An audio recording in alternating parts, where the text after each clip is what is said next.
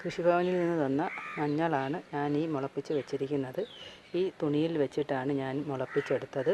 നല്ല രീതിയിൽ നമുക്ക് മുളച്ച് കിട്ടിയിട്ടുണ്ട്. നമുക്കിനി ഇത് ഗ്രോ ബാഗിൽ നടുന്നതെന്ന് നോക്കാം. ഇഞ്ചി ഞാൻ ഇതുപോലെയാണ് നട്ടത്. ഇത് കൃഷിഭവനിൽ നിന്ന് തന്ന ഇഞ്ചികളാണ്. ഇതുമൊക്കെ ഞാൻ ഇതുപോലെ മുളപ്പിച്ചാണ് നട്ടത്.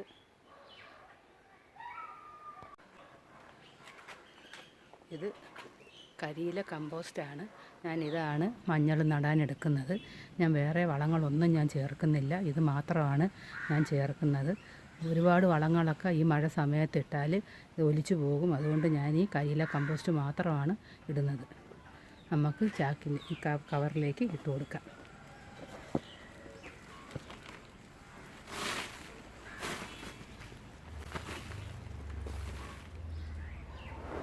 ഇതൊന്ന് വേര് പിടിച്ച് മുളയൊക്കെ പൊട്ടുമ്പോഴത്തേക്ക് നമുക്ക് വളങ്ങളൊക്കെ ഇട്ട് കൊടുക്കാം.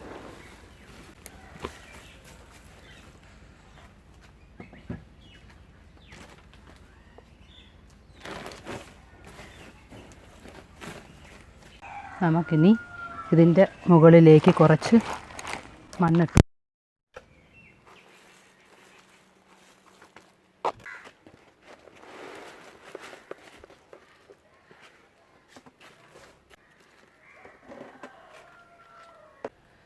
ഇതിൽ ഞാൻ 3 തൈകളാണ് നടുന്നത്.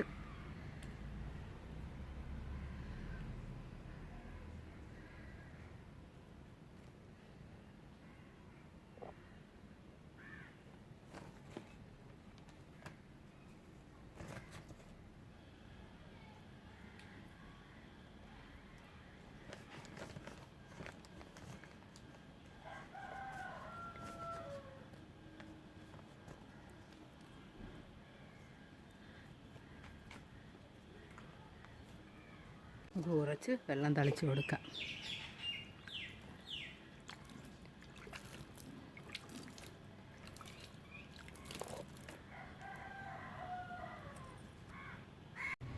ഇതുപോലെ നമ്മളെല്ലാം കവറിൽ നട്ടതാണ്, ഇഞ്ചിയും മഞ്ഞളും എല്ലാം.